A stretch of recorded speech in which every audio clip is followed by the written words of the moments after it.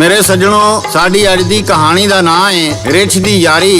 इस दास्तान की फरमाइश करते ने कराची तो मुहम्मद नदीम, पीर महल टोबा टेक सिंह तो मुहम्मद जावेद यासर, लोधरा बहावलपुर तो मुहम्मद तारक, जंडियाला शेर खां तो तारक महमूद खान, पिंड रसूलपुर जट्टां तो अजमल हुसैन, कालेवाला चीमा तो जकाउल्ला चीमा, रावलपिंडी तो राणा जाफर, चीचा वतनी तो मोहम्मद अकबर, रहीम यार खां तो बाबा अल्लाह रखा, लाहौर तो मोहम्मद एहसान रक्षेवाला, शेखुपुरा तो बाबा बूटा रहमानी, मोहम्मद हनीफ खान, मोहम्मद शफीक खान, सियालकोट तो सरफराज अहमद जट, जंड अटक तो अजहर अवान, चढ़दे पंजाब तो बिट्टू लहरी, अवतार सिंह संधू, सुभाष कबोज फाजलका, हरियाणा इंडिया तो राजू सिंह अंबाला, इटली तो जफर बबली भट्टी, गुरताज सिंह मान, स्पेन तो शबीर हुसैन आज़ाद, अल्ताफ हुसैन, दुबई तो नूर हुसैन शाहीन, नार्वे तो तसव्वर हुसैन वड़ैच, बहरीन तो आदल चौधरी,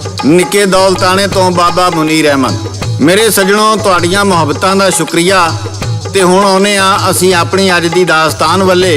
किसे पिंड विच एक ਜ਼ਿਮੀਂਦਾਰ ਰਹਿੰਦਾ ਸੀ। ਉਹਦੇ ਕੋਲ 2 ਹੀ ਖੇਤ ਸਨ ਤੇ ਉਹ ਵੀ ਜੰਗਲ ਦੇ ਨੇੜੇ। ਕਿਸਾਨ ਗਰੀਬ ਸੀ, ਉਹਦੇ ਕੋਲ ਹਲ ਚਲਾਉਣ ਵਾਸਤੇ ਟੱਗੇ ਨਹੀਂ ਸਨ। ਉਹ ਸਵੇਰੇ ਮੂੰਹ ਹਨੇਰੇ ਉੱਠਦਾ, ਕਈ ਮੋਢੇ ਤੇ ਰੱਖਦਾ ਤੇ ਜਾ ਕੇ ਕਈ ਨਾਲ ਪੈਲੀ ਗੁੱਡਣੀ ਸ਼ੁਰੂ ਕਰ ਦਿੰਦਾ। ਸ਼ਾਮ ਤੱਕ ਕੋਈ 2-4 ਮਰਲੇ ਗੁੱਡ ਲੈਂਦਾ ਤੇ ਥੱਕ ਹਾਰ ਕੇ ਘਰ ਆ ਜਾਂਦਾ। ਉਸ ਜੰਗਲ ਵਿੱਚ ਇੱਕ ਰਿਛ ਰਹਿੰਦਾ ਸੀ। ਰਿਛ ਨੇ ਉਹਨੂੰ ਕਈ ਨਾਲ ਪੈਲੀ ਗੁੱਡਦਿਆਂ ਵੇਖਿਆ ਤੇ ਕਿਸਾਨ ਦੇ ਜਾਣ ਤੋਂ ਬਾਅਦ ਉਹਨੇ ਸਾਰੀ ਪੈਲੀ ਪੁੱਟ ਦਿੱਤੀ। ਜਦੋਂ ਕਿਸਾਨ ਸਵੇਰੇ ਆਇਆ ਤੇ ਉਹਨੇ ਵੇਖਿਆ ਸਾਰੀ ਪੈਲੀ ਗੁੱਡੀ ਪਈ ਏ। ਉਹ ਸੋਚਣ ਲੱਗਾ, ਕਿਹੜਾ ਮੇਰਾ ਐਡਾ ਹਮਦਰਦ ਏ ਜਿਹਨੇ ਰਾਤੋਂ ਰਾਤ ਸਾਰੀ ਪੈਲੀ ਗੁੱਡ ਦਿੱਤੀ ਏ। ਖੈਰ, ਕਿਸਾਨ ਨੇ ਮਕਈ ਦੀ ਫਸਲ ਗੱਡੀ। ਥੋੜੇ ਦਿਨਾਂ ਬਾਅਦ ਕਿਸਾਨ ਦੀ ਬੀਵੀ ਰੋਟੀ ਲੈ ਕੇ ਆਈ। ਉਹ ਰੋਟੀ ਰੁੱਖ ਦੀ ਛਾਵੇਂ ਰੱਖ ਕੇ ਪਾਣੀ ਲੈਣ ਗਈ ਤੇ ਪਿੱਛੋਂ ਰਿਛ ਨੇ ਆ ਕੇ ਸਾਰੀ ਰੋਟੀ ਖਾ ਲਈ। ਇਸ ਤੋਂ ਅੱਗੇ ਦਾ ਹਾਲ ਤੁਹਾਨੂੰ ਗਾ ਕੇ ਸੁਣਾ ਰਹੇ ਨੇ ਲੋਕ ਦਾਸਤਾਨਾਂ ਦੇ ਬਾਦਸ਼ਾਹ ਸਾਦਕ ਪੱਟੀ ਬਾਗਮੋੜ ਵਾਲੇ। ਰਿਕਾਰਡ ਕਰਦੇ ਨੇ ਲਾਲਾ ਜੀ ਤੇ ਲਿਖਦੇ ਨੇ ਸ਼ਾਇਰ ਨਜ਼ੀਰ ਸੁਲਤਾਨੀ। मेरे सजनों गल सुनावा की होया एक वारी, जट ते रिछ दी एक दूजे नाल पै गई सजनों यारी। जट ते गोडदा पैली अपनी बीजे फसल बहारी, बाजो टगियां पैली वाउणी बनी मुसीबत भारी। थोड़ी जिन्नी गोड़ के आवे सुबह नू वेखे सारी, केड़ा मेरी पैली गोडदा केड़ा एडा आरी। गड्डी फसल मक्की ओने होई कर्माचारी, रोटी लेके जी बीवी आई खादी रिछ ने सारी। जट ने आके रोटी मंगी ओ,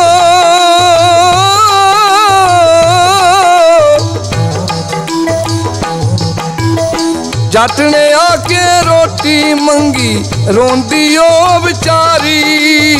रोटी ते मैं लेके आई किसे ने खा ली सारी। जट बुढ़ी नू आखन लगा कल पानी दी वारी, कर्म करे जे रब सोना पक्के फसल हमारी। रिछ ने सुनिया ते राती जाके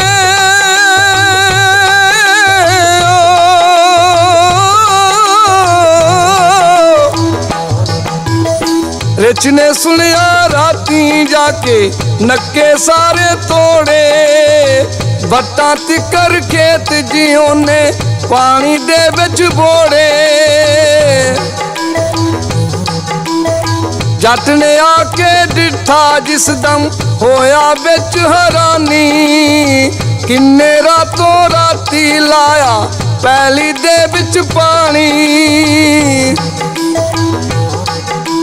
फसल पक्की ते जट ने आके थोड़ी जिन्नी वड्डी, बाकी फसल जाड़ी रिछ ने जेड़ी जट ने छड्डी।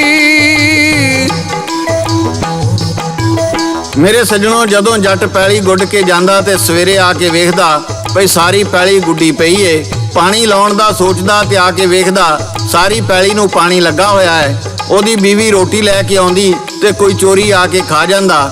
ਦੋਵੇਂ ਮੀਆਂ ਬੀਵੀ ਬੜੇ ਹੈਰਾਨ ਹੁੰਦੇ ਨੇ, ਇਹ ਕੌਣ ਏ? ਸਾਡਾ ਹਮਦਰਦ ਜਿਹੜਾ ਸਾਡੇ ਤੋਂ ਪਹਿਲਾਂ ਹੀ ਸਾਰੇ ਕੰਮ ਕਰ ਜਾਂਦਾ ਏ। ਖੈਰ, ਫਸਲ ਪੱਕੀ ਤੇ ਕਿਸਾਨ ਕੁਝ ਹਿੱਸਾ ਫਸਲ ਵੱਢ ਕੇ ਮੰਡੀ ਲੈ ਗਿਆ। ਜਦੋਂ ਦੂਜੇ ਦਿਨ ਆਇਆ ਤੇ ਬਾਕੀ ਦੀ ਸਾਰੀ ਫਸਲ ਉਜੜੀ ਪਈ ਸੀ। ਜੱਟ ਪੈਲੀ ਦੀ ਵੱਟ ਤੇ ਬਹਿ ਕੇ ਰੋਣ ਲੱਗ ਪਿਆ। ਇੰਨੇ ਚਿਰ ਨੂੰ ਰਿੱਛ ਆ ਗਿਆ। ਰਿੱਛ ਕਹਿਣ ਲੱਗਾ, ਭਾਈਆ ਕਿਉਂ ਪਿਆ ਰੋਣਾ ਹੈ? ਜੱਟ ਨੇ ਉਹਨੂੰ ਸਾਰਾ ਵਾਕਿਆ ਸੁਣਾਇਆ। ਰਿੱਛ ਕਹਿਣ ਲੱਗਾ, ਉਹ ਹੋਰ ਕੋਈ ਨਹੀਂ ਸੀ, ਉਹ ਮੈਂ ਹੀ ਸਾਂ। ਜੱਟ ਕਹਿਣ ਲੱਗਾ, ਜੇ ਤੂੰ ਸਾਂ ਤੇ ਤੂੰ ਮੇਰੀ ਫਸਲ ਕਿਉਂ ਉਜਾੜੀ? ਅੱਗੋਂ ਰਿੱਛ ਕਹਿੰਦਾ ਹੈ, ਭਾਈਆ ਮੈਂ ਆਪਣਾ ਹਿੱਸਾ ਖਾਦਾ ਏ। ਜਿੰਨੀ ਪੈਲੀ ਮੈਂ ਗੁੱਡੀ ਸੀ ਤੇ ਜਿੰਨੀ ਪੈਲੀ ਨੂੰ ਮੈਂ ਪਾਣੀ ਲਾਇਆ ਸੀ, ਉਹ ਮੈਂ ਆਪਣਾ ਹਿੱਸਾ ਖਾ ਲਿਆ।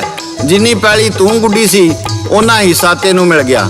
ਇੱਥੇ ਸਾਧਕ ਭੱਟੀ ਤੁਹਾਨੂੰ ਕੀ ਗਾ ਕੇ ਸੁਣਾ ਰਿਹਾ ਹੈ, ਜ਼ਰਾ ਸੁਣੋ। ਤੂੰ ਕੱਲੇ ਨਹੀਂ ਪੈਲੀ ਵਾਈ ਓ,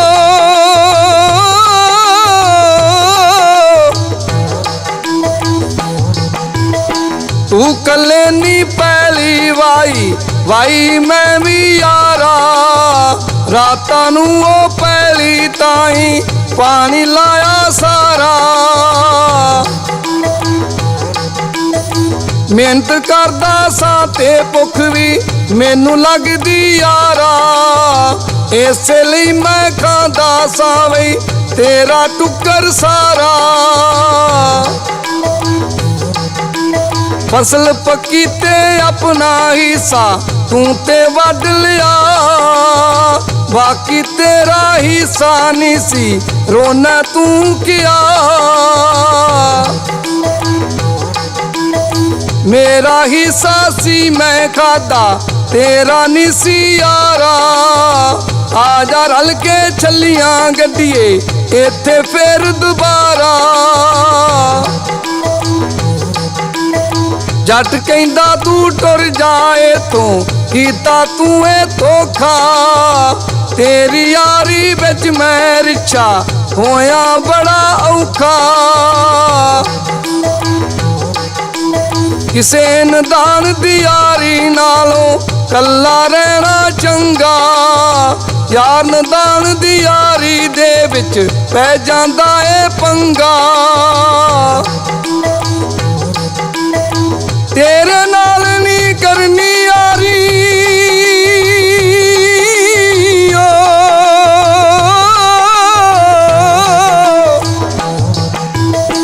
ਤੇਰੇ ਨਾਲ ਨਹੀਂ ਕਰਨੀ ਯਾਰੀ। ਤੁਰ ਜਾ ਇੱਥੋਂ ਰਿਛਾ। ਬੀਵੀ ਬੰਦਾ ਸੋਚਣ ਲੱਗੇ ਕਿੰਜ ਛਡਾਈਏ ਪਿੱਛਾ। ਬੀਵੀ ਇੱਕ ਸਕੀਮ ਲੜਾਉਂਦੀ, ਉਹ ਤੇ ਘਰ ਨੂੰ ਜਾਂਦੀ। ਮਾਰਦ ਬੰਦੀ ਮੂੰਹ ਦੇ ਉੱਤੇ ਘੋੜੇ ਤੇ ਚੜ ਜਾਂਦੀ।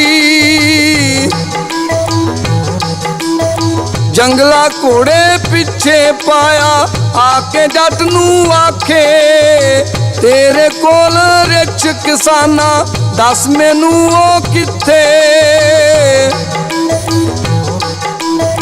ਪਾ ਕੇ ਉਹਨੂੰ ਜੰਗਲੇ ਦੇ ਵਿੱਚ ਚਿੜੀਆ ਘਰ ਲਿਜਾਣਾ। ਉੱਥੇ ਉਹਨੂੰ ਬੰਨ ਕੇ ਕਿੱਲੇ ਖਾਣਾ ਦਾਣਾ ਪਾਣਾ। ਜੱਟ ਜੀ ਆਖਣ ਲੱਗਾ ਰਿੱਛ ਤੇ ਮੇਰੇ ਕੋਲ ਨਹੀਂ ਕੋਈ। ਉਹਨੇ ਰਿੱਛ ਦੇ ਉੱਤੇ ਦਿੱਤੀ ਆਪਣੀ ਲਾ ਕੇ ਲੋਈ। ਆਖਣ ਲੱਗੀ ਆਓ ਕੀ ਪਤਾ,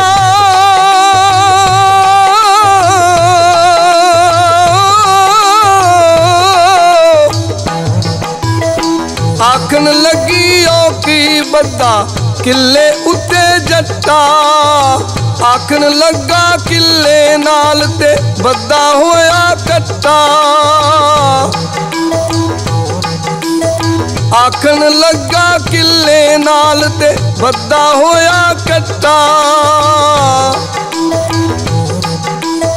ਜਾਦੋਂ ਘੋੜਾ ਲੈ ਕੇ ਟੁਰ ਗਈ ਜੱਟ ਕੀ ਰਿਛ ਨੂੰ ਕਹਿੰਦਾ ਛੱਡ ਕੇ ਟੁਰ ਜਾਏ ਥੋਂ ਰਿਛਾ ਹੋਰ ਪੰਗਾ ਕੋਈ ਪੈਂਦਾ ਛੱਡ ਕੇ ਟੁਰ ਜਾਏ ਥੋਂ ਰਿਛਾ ਹੋਰ ਪੰਗਾ ਕੋਈ ਪੈਂਦਾ।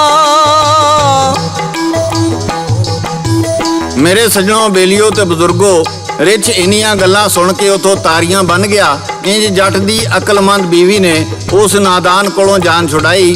ਸੱਚ ਸਿਆਣੇ ਕਹਿੰਦੇ ਨੇ, ਨਾਦਾਨ ਦੀ ਦੋਸਤੀ ਖਤਰਨਾਕ ਹੁੰਦੀ ਏ। ਯਾਰੀ ਵੀ ਲਾਓ ਤੇ ਕਿਸੇ ਸਮਝਦਾਰ ਨਾਲ, ਆਪਣੇ ਮਜ਼ਾਜ ਦੇ ਨਾਲ। ਮੇਰੇ ਸੱਜਣੋ, ਨਾਦਾਨਾਂ ਨਾਲ ਲਾਈ ਹੋਈ ਯਾਰੀ ਤੁਹਾਡੇ ਹੀ ਨੁਕਸਾਨ ਦੇ ਵਿੱਚ ਹੁੰਦੀ ਏ। ਇਹ ਸੀ ਸਾਡੀ ਅੱਜ ਦੀ ਕਹਾਣੀ। ਤੁਹਾਨੂੰ ਕਿਵੇਂ ਦੀ ਲੱਗੀ ਆਪਣੇ ਕਮੈਂਟਸ ਵਿੱਚ ਜ਼ਰੂਰ ਦੱਸਣਾ। ਤੇ ਨਾਲੇ ਜੇ ਤੁਸੀਂ ਕਿਸੇ ਕਹਾਣੀ ਜਾਂ ਦਾਸਤਾਨ ਬਾਰੇ ਜਾਣਦੇ ਹੋ ਤੇ ਸਾਡੇ WhatsApp ਨੰਬਰ ਤੇ ਬੋਲ ਕੇ ਸ਼ੇਅਰ ਕਰੋ। ਅਸੀਂ ਉਹ ਦਾਸਤਾਨ ਤੁਹਾਡੇ ਨਾਂ ਨਾਲ ਪੇਸ਼ ਕਰਾਂਗੇ। ਇਹਦੇ ਨਾਲ ਹੀ GS ਸਟੂਡੀਓ ਵੱਲੋਂ ਸ਼ਾਇਰ ਨਜ਼ੀਰ ਸੁਲਤਾਨੀ, ਰਿਕਾਰਡਿਸਟ ਲਾਲਾ ਜੀ ਤੇ ਲੋਕ ਦਾਸਤਾਨਾਂ ਦੇ ਬਾਦਸ਼ਾਹ ਸਾਦਿਕ ਭੱਟੀ ਬਾਗ ਮੋੜ ਵਾਲੇ ਨੂੰ ਇਜਾਜ਼ਤ ਦਿਓ। ਅਸੀਂ ਫੇਰ ਨਵੀਂ ਕਿਸੇ ਦਾਸਤਾਨ ਨਾਲ ਦੁਬਾਰਾ ਹਾਜ਼ਰ ਹੋਵਾਂਗੇ। ਉਦੋਂ ਤੱਕ ਅੱਲਾ ਹਾਫਿਜ਼, ਅੱਲਾ ਹਾਫਿਜ਼, ਅੱਲਾ ਹਾਫਿਜ਼।